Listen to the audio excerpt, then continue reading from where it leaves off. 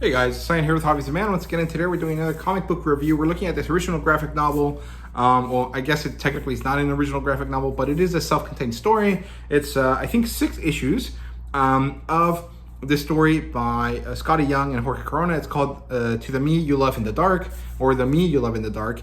And it's by Image, as you guys can see right there. My sister gave this to me for my birthday this year, if I remember correctly. It might have been last year. I'm pretty sure it was this year. And I'm very happy that she did. I love this. I really enjoy Scottie Young and Jorge Corona's work when they're doing stuff together, and this is no exception. I really enjoyed it. So the demographic for this is mature. Back here it says mature as well. It's not just me coming up with this. And in terms of genre, it's a bit weird. It's not really a drama. It's not really a thriller. It's more of a slice of life. And you could almost call it like it's a little bit cozy, right? Until the ending. But it is technically a horror story, right? It's almost like a slice of life eldritch horror, if that makes sense. Because it's just about this woman's interactions with this, being. And it's mostly just about them having like a bit of a love story almost. And then it all kind of comes crushing down at the end, right? So I don't really know what to call it. Like, according to Image, they classify this as a drama, horror, romance. But I wouldn't necessarily call this a dramatic story, if that makes sense. And it does not have an adaptation, although this would be a really interesting, movie. I think that this would work well, right? Maybe have Felicity Jones, I think is her name, the one that played the girl in Rogue One. Have her be this, artist character that moves into some random place in the middle of America, and then deals with this, crazy eldritch being, maybe voiced by someone with a very nice voice, right? Maybe a Benedict Cumberbatch kind of character, or something like Antonio Banderas or something like that, right? Like someone with a very refined kind of voice. I think it would work really well, and it would be pretty easy to do because it's just a woman, having basically by herself for most of the movie. So I would really like to see this as a movie, or an animated 1 hour type story, but I don't know, I don't think that'll happen, but it is what it is, right? So yeah, and ratings wise, it's a 4 out of 5. I think that if I had read this without knowing anything about it, I would have liked it even more. I gave it a 4 out of 5 because even though it was great, the fact that I already knew some of this story because I'd watched Sasha from Casually Comics talk about it, I wasn't particularly surprised by anything, and so some of the writing didn't really hit as hard as it could have, and so that's why I kind of have to give it a little bit less than I would have liked to, right? But if this was a completely new experience, I think this would have been a 5 out of 5 for me, so take that how you will, right? The premise here is that there's this tortured artist. Her name is Ro, I think, and her name is Ro, and she takes a retreat into this haunted house to try to get her mojo back. And as she's living in this house, it turns out that it is haunted, and it is haunted by this, gentlemanly eldritch being. And she falls in love with this thing. And the thing is that as they're going through the relationship, this being becomes more and more toxic as she tries to kind of change her life to try to get back to what she did before, right? And it all kind of culminates in this really crazy situation at the end. So I really enjoy this. I recommend it a lot. Basically, it opens up with this woman, Ro, and this real estate agent, right? And they arrive at this old house. And Ro really loves it immediately. She thinks it looks beautiful. She thinks it's very nice. It has a very good vibe to it for her. And the real estate agent wants to not sell it to her. She's like, no, this place is concerning. It's haunted. I don't feel comfortable selling it to you. And Ro is like, I don't care, but I'm gonna buy it, right? And she settles in. She jokes into the ether about it. She's like, if there's a ghost here, come down and help me. If you're gonna share the house with me, right? And it doesn't initially talk to her, but we see this weird black tentacle kind of going across the different areas of the panels throughout the story, right? As it kind of gets more comfortable with her, and nothing is really clicking for Rose. She's really having this angry moment by herself, and she eventually yells to the house. She asks the ghost for advice, and suddenly it responds. she gets really scared. She has a crazy freak out about it because she's like, oh shit, there has been a thing here living with me. It sees me all the time. What the fuck is going on, right? And she thinks eventually, after she's done with her freak out, that it's actually kind of sweet that this thing exists and that it has been giving her space, right? They set some boundaries, and it turns out that she basically realizes she's lonely. She hasn't left her house in quite a while, and she wants to talk with someone, and so she decides to chat with this eldritch being. And so this kind of becomes a slow descent into falling in love with this creature. The thing is, we don't really know what the creature looks like, except for once we kind of see what it looks like, but we're not really sure.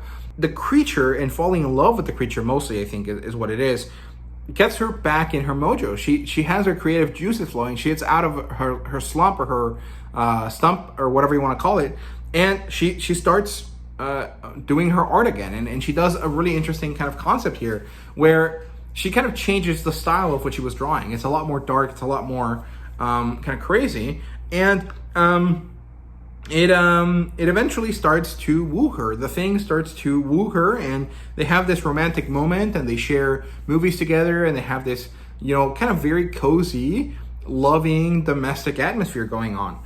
And they have a lot of beautiful quotidian moments, right? Things that if you want to be in a relationship, you kind of wish would happen, right? Like sharing a meal together, watching a movie that they're comfortable with together, having this nice moment during Christmas where she breaks down crying because she hasn't kind of celebrated Christmas in a while, and she's remembering her mother and her family.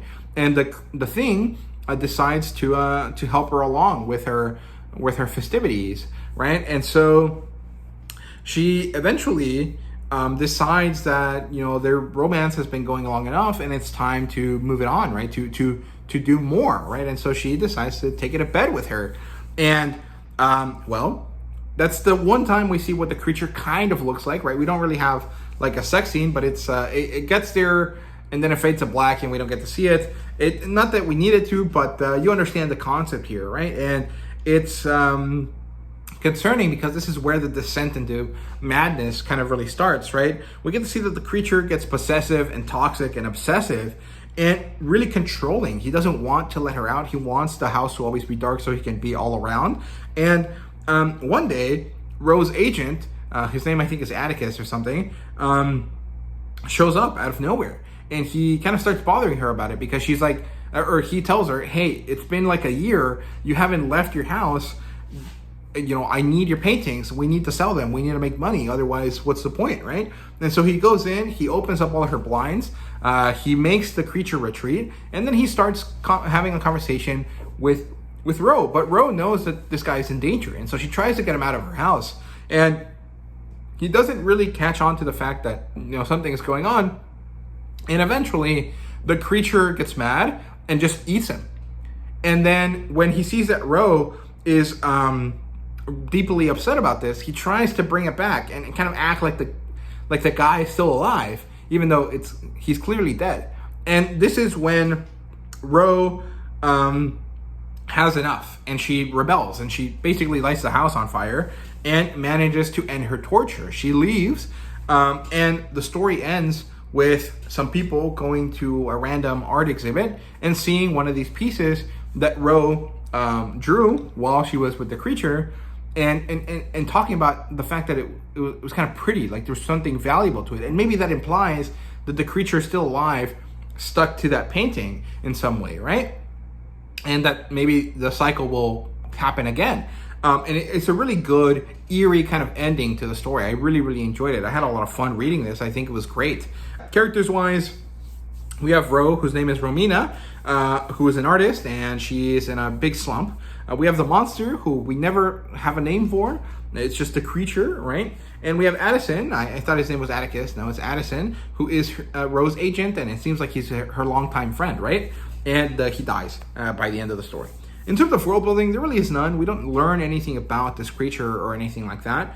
And the artwork and the fan service is wonderful. I think it's really well designed. I love Jorge Corona's artwork. There is mild sexual content here, very mild because it fades to black, but there is like nipples and stuff. So if you're someone that's completely adverse to that, don't read this. But Broadly speaking, it's very, very well done. I love the way that Jorge Corona draws the Eldritch Being because it's just eyes and mouths and mostly teeth. But it never looks concerning, right? It almost kind of looks cute or like acceptable, right, within the confines of Eldritch horrors, until the end, until it suddenly becomes monstrous and scary, right?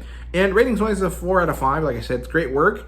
I really enjoyed it, but I would have liked it even more if I didn't know what was going on, because I was kind of just making sure to understand what was going on, whereas otherwise I would have been exploring the story, right? And so the reading experience is a bit different due to the fact that I already knew what was going on, right?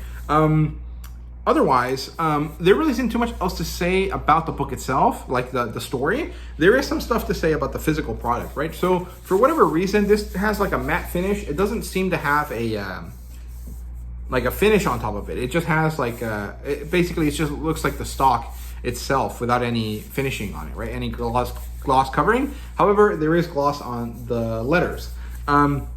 And for whatever reason, maybe this was a printing error on my book or something, but the glue is a bit lopsided, and it's actually very, very tight. And so you experience some gutter loss that I've never experienced with any image books before.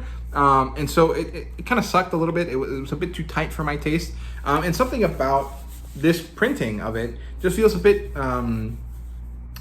lesser than what I'm usually expecting from Image. And so this is a bit disappointing, but it's not that big of a deal. It didn't really affect my reading experience all that much.